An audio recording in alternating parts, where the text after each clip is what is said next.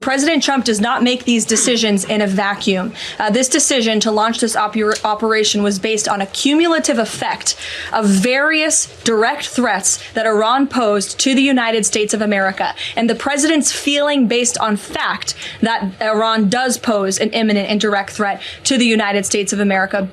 It's Ken Harbaugh with the MeidasTouch Network. The Trump administration is lying. I know that is probably the least surprising sentence in the history of American politics, but we are now talking about a bold-faced campaign of misinformation and outright lies that is plunging an entire region of the world into war. Americans are dying, as are innocent civilians across the Middle East.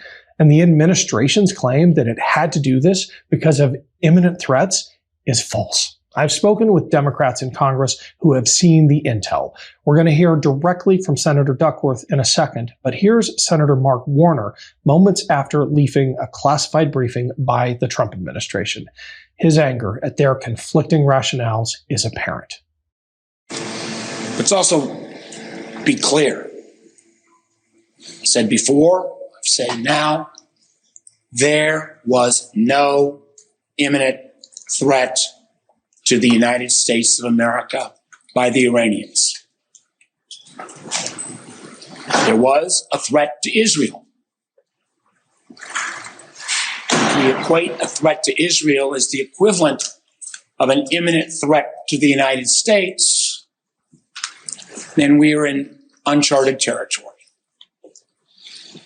We have seen the goals for this operation changed now, I believe, 4 or 5 times.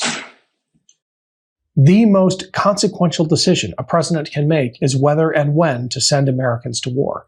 Sometimes presidents have to make tough calls, but this regime can't even decide what is and what is not a war. Listen to Republican Senator Markwayne Mullin telling reporters America isn't at war after saying America is at war. You'll concede this is war. You'll concede this is war. We haven't declared war. They declared war on us, but we haven't. War. Secretary Hicks said we haven't declared. Just now, you said this is war. They've called it war. They've called it war. What I was saying. Okay, well, that was a misspoke. What I was saying that they've declared war on us, but war is ugly. It always has been ugly. By the way, that Republican senator was just nominated by President Trump to replace Kristi Noem as Secretary of Homeland Security, the same guy who threatened to fight the head of the Teamsters during a Senate hearing. Well, stand your butt up then. You stand your butt up. Oh, hold on. No, stop it. Is that your solution? No, sit down. Sit down. Look at you. You know, you're a United States Senator. Sit down. Active. Oh, okay. Sit down, please. When I say that incompetence is a design feature of autocracies, this is what I'm talking about. When no one is allowed to be more competent than the chief clown, you get a clown show. Thank goodness we still have competent Democrats holding the line and telling the truth. You saw Mark Warner earlier. In that same classified briefing was Senator Tammy Duckworth, someone who knows better than just about anyone the cost of war. She, like Senator Warner and others, is adamant.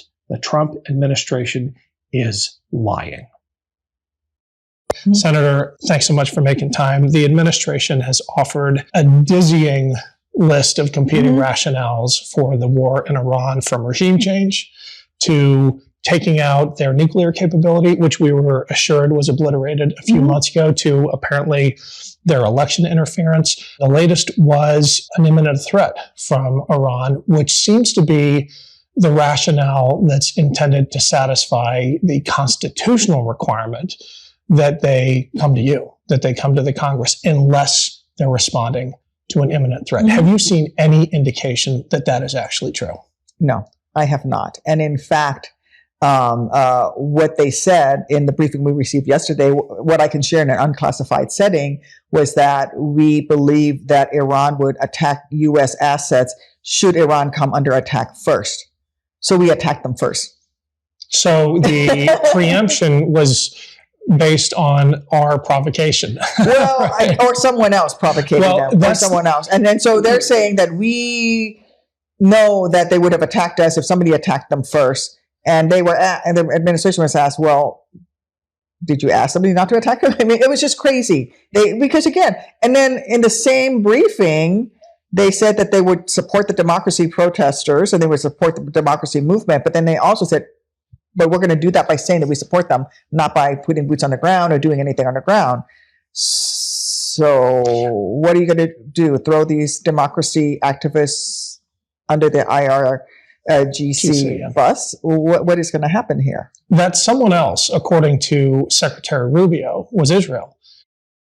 There absolutely was an imminent threat, and the imminent threat was that we knew that if Iran was attacked, and we believed they would be attacked, that they would immediately come after us. And we were not going to sit there and absorb a blow before we responded, because the Department of War assessed that if we did that, if we waited for them to hit us first after they were attacked, and by someone else, Israel attacked them, they hit us first, and we waited for them to hit us, we would suffer more casualties and more deaths. We went proactively in a defensive way to prevent them from inflicting higher damage. We had to attack Iran because Israel was going to attack Iran, which would provoke an Iranian response against U.S. assets. What do you make of that rationale? It's about as circular as it gets. Yeah, apparently Netanyahu's running U.S. foreign policy now. Is that who's in charge of the United States military?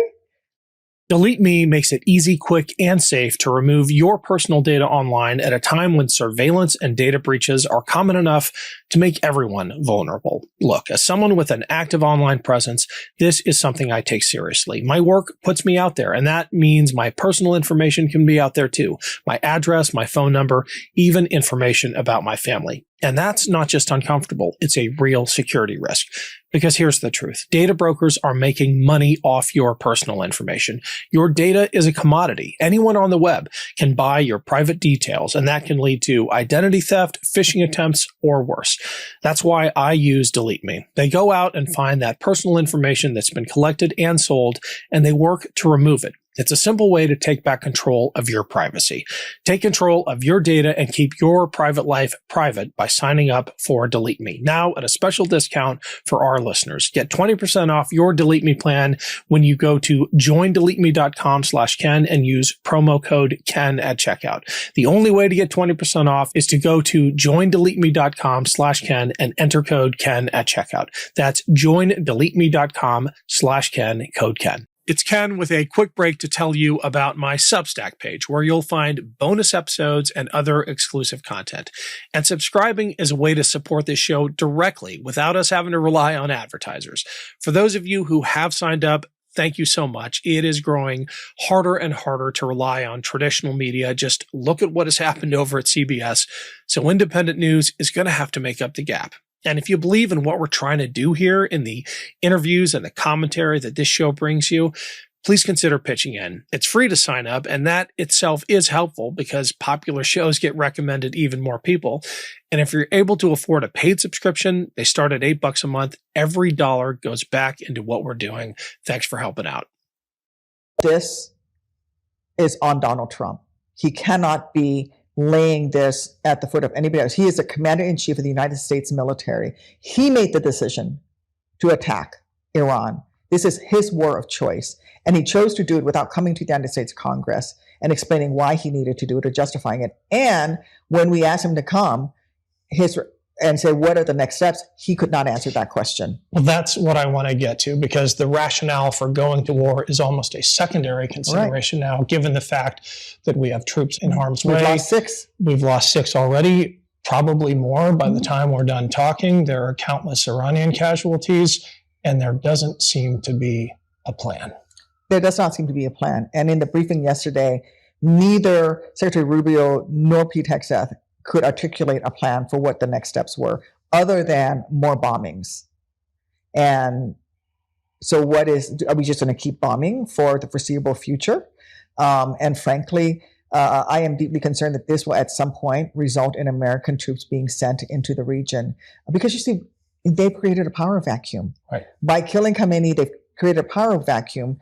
And who's going to step in is going to be the next most organized, well-funded group. That's not the democracy protesters. They're not funded. They're not organized. I'm hearing this thing about they're going to get Kurdish freedom fighters. The CIA is working with Kurdish freedom. They're not well organized, nor are they well funded enough to be there. Who's there? Terrorist organizations like Hamas. Who's there? The IRGC is there. That's who's going to emerge. And that is not in America's best interest. And so they've actually destabilized the region, put our allies under attack, lost at least 6 American lives. I think this war is costing millions of dollars a day. And they have no off-ramp. Do you worry about the conflict spreading even wider at this point? We've already seen evacuation orders from 14 countries. Mm-hmm. We have seen air defenses penetrated with ease by these Iranian drone and ballistic missile attacks. How much worse could this get? Well, NATO. Today, Turkey intercepted a drone that was launched at Turkey. Turkey is a member of the NATO alliance. Right. Which this could very easily lead into an invocation of Article 5 of the NATO treaty, which then will require American troops to show up. Thank you, Senator. Really appreciate your time. Thank you. Love this video? Support independent media and unlock exclusive content, ad-free videos, and custom emojis by becoming a paid member of our YouTube channel today. You can also gift memberships to others. Let's keep growing together.